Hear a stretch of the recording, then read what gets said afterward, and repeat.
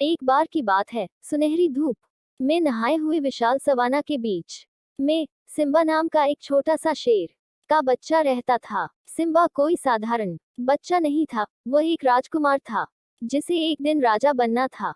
उसके पिता मुफासा एक शक्तिशाली शेर थे जिनके याल मुकुट की तरह थे। उन्होंने बुद्धि और दयालुता के साथ भूमि पर शासन किया। उन्होंने सिम्बा को जीवन चक्र के बारे में सब कुछ सिखाया। यह समझाने का एक सुंदर तरीका था कि दुनिया में सब कुछ कैसे जुड़ा हुआ है, जैसे सूरज चांद के लिए रास्ता बनाने के लिए डूबता है और घास ज़ेबरा को खिलाती है।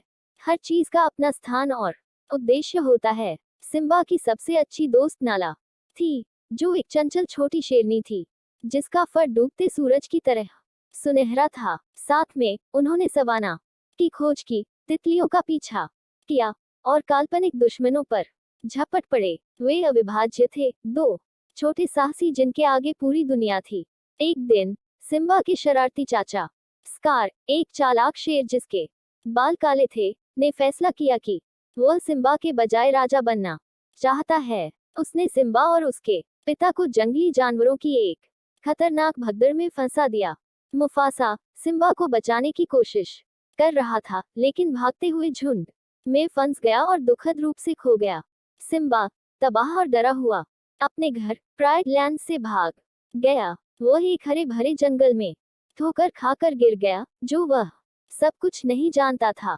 वहां उसे टिमन और पुम्बा ने पाया, जो एक मीरकैट और एक वॉथोक थे जो हकुना मटाटा के आदर्श वाक्य पर रहते थे। कोई चिंता नहीं।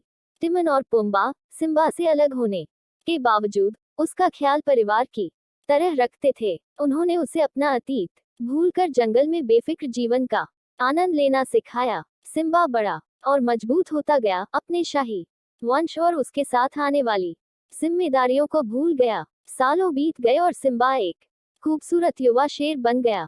एक दिन राफिकी नामक एक चतुर बग का पीछा करते हुए, जो बुद्धिमान मैनेड्रिल था और शाही सलाहकार के रूप में काम करता था, सिम्बा नाला से टकरा गया, जो अब एक खूबसूरत शेरनी है। नाला सिम्बा को देखकर हैरान थी, खुश थी लेकिन चिंतित भी थी।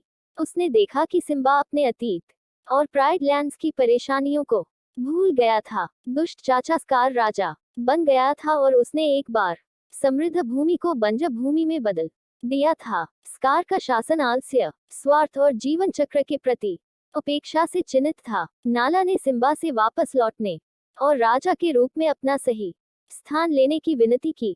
सिम्बा पहले तो हिचकिचाया, लेकिन उसे अपने पिता की शिक्षाएं याद आ गईं और मुफासा का बेटा होने पर उसे जो गर्व महसूस हुआ वह याद आ गया।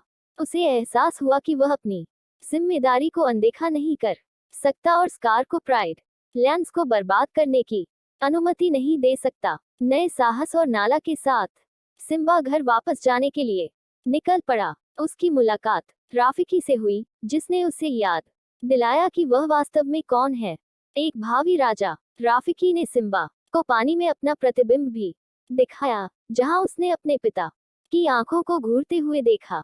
सिम्बा समझ गया, वह मुफासा का बेटा था और भविष्य का राजा। वह अब डर को अपने ऊपर हावी नहीं होने दे सकता था। उसे सिर्फ अपने लिए ही नहीं, बल्कि पूरे प्राइड लैंड्स के लिए सही चीज के लिए लड़ना था।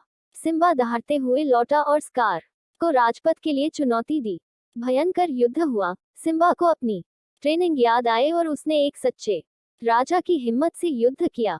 आलस्य के कारण वर्षों से कमजोर पड़ा स्कार अंततः पराजित हुआ। स्कार के चले जाने के बाद सिम्बा ने राजसीपन के प्रतीक प्राइड रॉक पर चढ़ाई की। उसने उस भूमि का सर्वेक्षण किया जो कभी बंजर थी, लेकिन अब एक उज्जवल भविष्य की आशा से भरी हुई थी। नाला उसके बगल में खड़ी थी और साथ मिलकर उन्होंने स्कार द्वारा किए गए नुकसान को ठीक करना शुरू कर दिया। सिम्बा ने जीवन चक्र को याद करते हुए समझा कि हर किसी की अपनी भूमिका होती है। उसने प्राइड लैंड्स में संतुलन बहाल किया, जिससे जानवरों को पनपने और सद्भाव में रहने की अनुमति मिली। सिम्बा अपने पिता की तरह ही एक बुद्धिमान और न्यायप्रिय राजा बन गया, और इस तरह वह छोटा शेर शावक, जो एक बार डरा हुआ और अकेला भाग गया था, एक मजबूत और जिम्मेदार नेता के रूप में वापस लौटा। उसने सीखा था कि अपने डर का सामना करना, अपने परिवार का सम्मान करना और जीवन चक्र को समझना एक राजा के सच्चे लक्षण है। मेरी वीडियो आप लोगों को अच्छी लगी तो लाइक एंड सब्सक्राइब करें और बेल आइकन को दबाएं।